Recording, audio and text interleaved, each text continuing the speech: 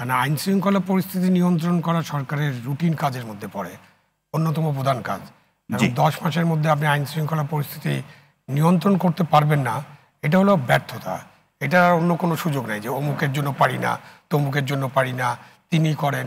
এই যে মব, আপনি মবের ব্যাপারে কথা বলে মব কন্ট্রোল করবে, মব আর দেখতে চান না, তারপরে মব হয় এবং তারপরে কোনো ব্যবস্থা নেওয়া হয় না। আমাদের ধানমন্ডি থানার ওসি কয়েকজন লোককে গ্রেপ্তার করলেন এই মব সৃষ্টি করার কারণে।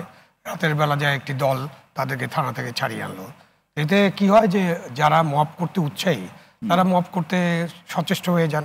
তো আইন শৃঙ্খলা রক্ষাকারী বাহিনীকে নেতৃত্ব দেওয়া, তাদেরকে পরিচালনা করা, এটা সরকারের দায়িত্ব।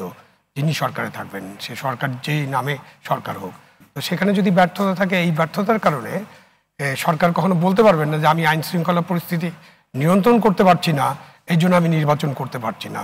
এটা আপনার প্রধান কাজ, নির্বাচন করা। নির্বাচন করার জন্য যা যা করা প্রয়োজন সেটাই আপনি করবেন।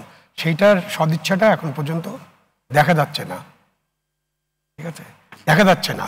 তো এই যে দেখা যাচ্ছে না, এই দেখা যাচ্ছে না, এখানে তো রাজনীতিবিদরা আছেন, দুজন আছেন যাদেরকে দেখছি। দুদু ভাই ছিলেন কিনা আমি জানি না আলোচনায়, তো তারা তো আলোচনায় গিয়েছিলেন, তো আলোচনা তো হয়েছে। আলোচনার রেজাল্ট কি? রেজাল্ট তো একটাই, আগে যা বলা হয়েছে ওইটাই। সম্মানিত প্রধান উপদেষ্টা তো দেশের মধ্যে না, জাপান গিয়েও একই কথা বলেছেন। তো আমরা তো একই কথা শুনছি, তাহলে আর আলোচনার দরকার কি?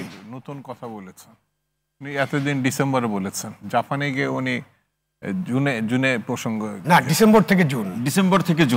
কিছু সংস্কার হলে ডিসেম্বর, বেশি সংস্কার হলে জুন। তো ওখান থেকে তো প্রধান উপদেষ্টা ভদ্রলোকের এক কথার মতো, ওখান থেকে তো ওনারা নড়েন নাই। প্রধান উপদেষ্টা বা তার উপদেষ্টা মণ্ডলী বা সরকার কিন্তু ওখান থেকে নড়াচড়া করেননি। এখন রাজনৈতিক দলগুলো তার সাথে যখন আলোচনা করে, আলোচনা করার পরে এই আলোচনার ভিত্তিতে কোনো ধরনের পরিবর্তন বা কোনো ধরনের একেবারে ডেফিনিটিভ কিছু আমরা দেখতে পাই না।